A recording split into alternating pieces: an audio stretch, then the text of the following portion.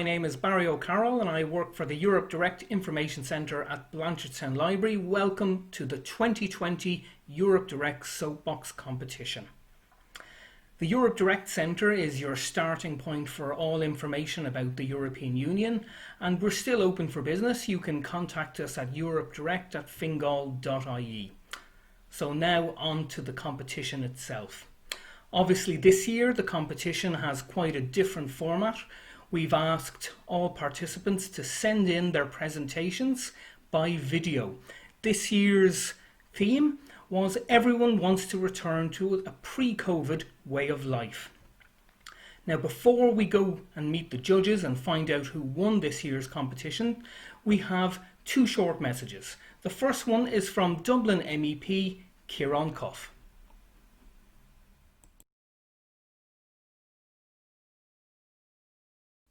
Hi there, I'm Kieran Coffey, Green Party MEP for Dublin. I wanted to say well done to each participant for taking part in the annual Europe Direct Soapbox competition. Public speaking can be one of life's challenges. It takes a fair amount of courage, effort and a lot of practice, but it's a life skill that is worth developing. As a member of the European Parliament, I'm delighted to see so many young people engage with issues at the heart of Europe. Some of these issues, such as COVID, which you will be discussing through the competition, are really challenging. So we need engagement from young people like yourselves to shape both the European Union and the post-COVID recovery period. And the Soapbox competition, organised by the Europe Direct Information Centres and public libraries, are a good place to start. So I wish you all the very best of luck. Thank you to Kieran Coffey for that message, and thank you for taking an interest in this year's Europe Direct Soapbox competition. Before we hear from the judges and find out who this year's winners are, let's hear from last year's winner. Beverly Joseph won the regional Soapbox competition at Blanchardstown last year and then went on to win the national final.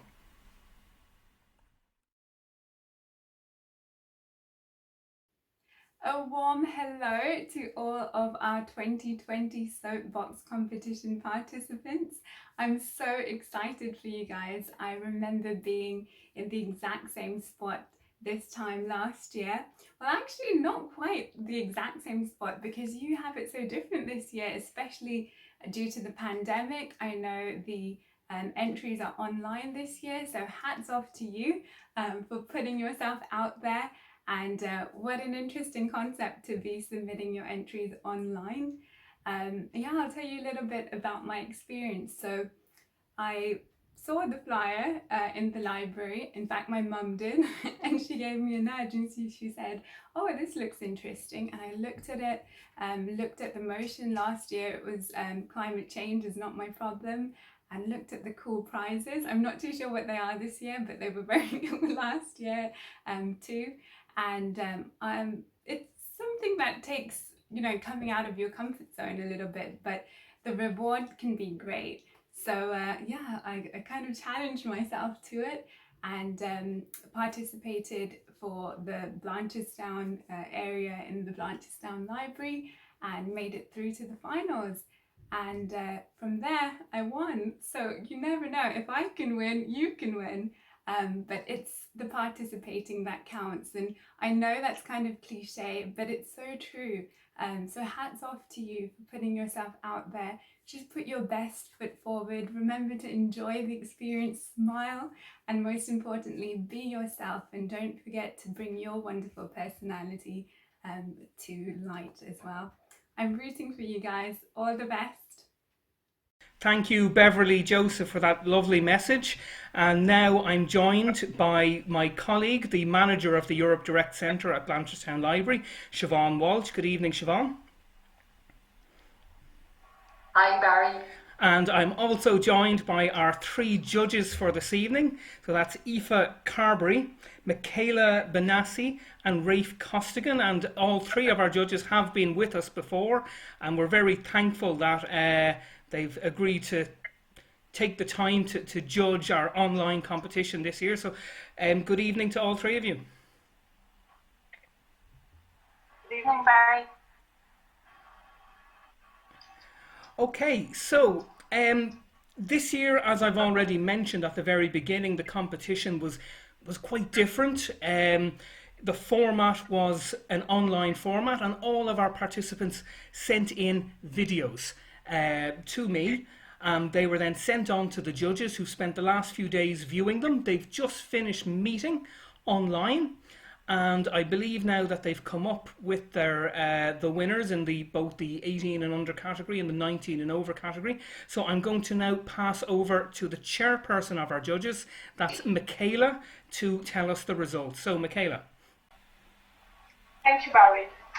Good evening, everybody, and congratulations to all the participants. It's great to see such a participation even through a different medium. And we, of course, all miss the library, and we hope we'll get back there next year. This year, the standards, like any other year, were extremely high, but this year in particular, we felt that all the presentations and the speeches were extremely personal. Obviously, COVID is something that affects everybody, and this really came through in everybody's speeches, so well done on that. And this year, for the under 18 winner, we'd like to announce Daniel Kenny, and for the over 18 winner, we'd like to announce Kieran Coffey. But again, a very well done to all the participants for their presentations. Everybody made excellent points, both pro the motion and against the motion. And it was really interesting to see people's perspective and experiences. Thank you for that, Michaela. So congratulations to Daniel and Eileen, and I'm going to pass over now to Siobhan for the final few words. Thanks, Barry. Well, firstly, let me offer congratulations to the winners in both categories. That's to Daniel Kelly in the 18 and unders and to Eileen Hopkins in the 19 and overs. Very well done to you both. So we'll be in touch with the winners about the details of the national finals, which will take place in December, and also about the prizes. So well done to all the participants who obviously put time and effort into creating their presentations and then making their videos. I hope you enjoyed this process. It's the first time that we've had the Soapbox as an online event, so it's been a learning curve for all of us. Secondly, let me thank the judges. That's Michaela, who's our chairperson, Rafe and Aoife. It's been a very different judging experience for you this year. But thankfully you've all been judges before, so you know what needs to be done, and as always you've done a really professional and great job with that. And finally, I'd like to thank my colleague Barry, who's done a wonderful job in organising this year's Soapbox. Each autumn, a lot of behind-the-scenes work goes on to bring you this annual event. Barry has been coordinating this event for the last few years, and I think an extra special thanks are due to Barry this year for all the additional work he's had to do to bring this online. So thank you, Barry. Thank you very much. And now it's time to watch the two winning presentations. So we'll start off with Daniel Kelly, who won in the 18 and under, and then we'll watch Eileen's presentation in the 19 years and over. So I hope you really enjoy them. Thank you.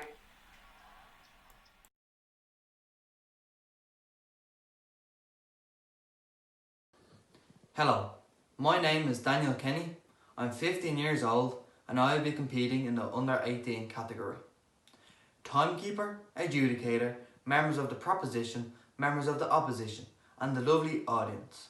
My name is Daniel Kenny and I am bravely fighting against the motion that everyone wants to get back to pre-COVID way of life.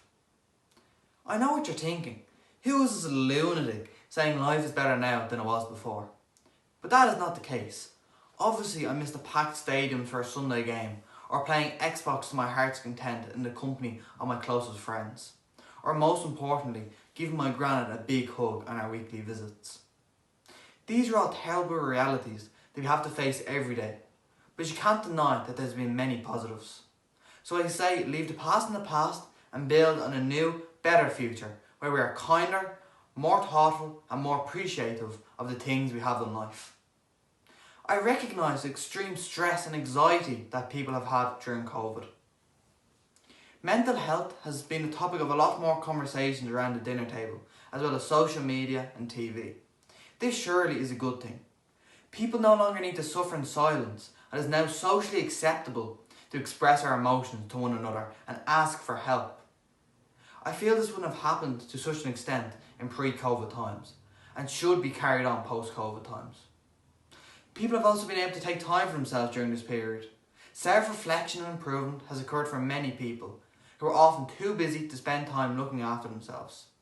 I myself was often caught up in my studies, letting my passions often slide in exchange for extra study time. When this junior cert was cancelled, the world was my oyster, and I finally started working on a goal I had only merely dreamt of: playing the guitar. Others have taken up fitness channels like PE with Joe, reaching nearly 10 million views and achieving a world record. People have started meditating, and some have used their time to finally set up a side hustle that they had always imagined being a reality. This would never occur if we're still running around like headless chickens, obsessed with our jobs and money, never taking care of the most important things: ourselves. Our environment has also seen a positive improvement due to coronavirus restrictions. As many of our parents and guardians are working from home and leaving their cars in the driveway, studies show that water and air pollution has decreased by nearly 25% globally. Many people have flocked to the scenic areas around their homes in order to get some fresh air. The appreciation for Ireland's natural beauty has raised awareness for the keepsake of our natural environment for future generations.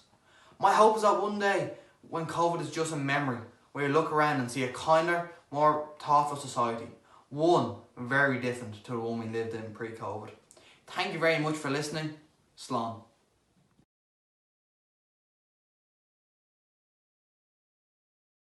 Flattening the curve, social distancing, self-isolation, terms we have all become so familiar with over the last 9 months. While many among us want to go back to the pre-COVID way of life, the words of Paolo Kallio seem fitting here, that if we are brave enough to say goodbye, life will reward us with a new hello. I'm going to share with you 3 areas where I believe that we're ready to move on to the new post-COVID way of life. Firstly, the value of the slower pace of life. Slowing down, enjoying the moment. Because being busy is seriously overrated. I've seen dads walking in the park holding hands with their kids, kids chuckling, couples out walking holding hands, kids playing, skipping and tag. Secondly, don't sweat the small stuff. Because why? It's all small stuff. Look at what we used to stress over. The burnt dinner, the mucky floor, the late bus. COVID has put so much into perspective for us about what's really important. Health, family, friends. Finally, the beauty of nature. Someone commented to me early on in the first lockdown and they said, gosh, the birds are really singing today. And I thought, the birds are always singing, but when do we stop and listen? There's so much beauty in nature. For many of us, we've been enforced to stop, but to look and to listen and enjoy it. So today I've shared why I'm ready to say hello now to the post-COVID way of life. Instead of flattening the curve, increasing our time to pause, smile and say hello. Instead of social distancing, to become more neighbourly and look at new ways to connect instead of self-isolation, self-discovery. Post-COVID way of life? Look out, 'cause here I come, and I can't wait. Thank you for those two wonderful presentations, and once again congratulations to Daniel Kenny and to Eileen Hopkins on winning the 2020 Soapbox competition for Blanchardstown Library Europe Direct Centre. Both Daniel and Eileen will now go through to the national finals, and we wish them the best of luck in that. Of course, there were plenty of other fantastic entries, and I'll be uploading a selection of those over the next few days, so keep an eye out on the Europe Direct Blanchardstown and Fingal Libraries social media channels for those. All that remains for me to say now is thank you to everybody who is watching this video. We hope that we can welcome you back into the libraries in the not too distant future. In the meantime, stay safe and good evening.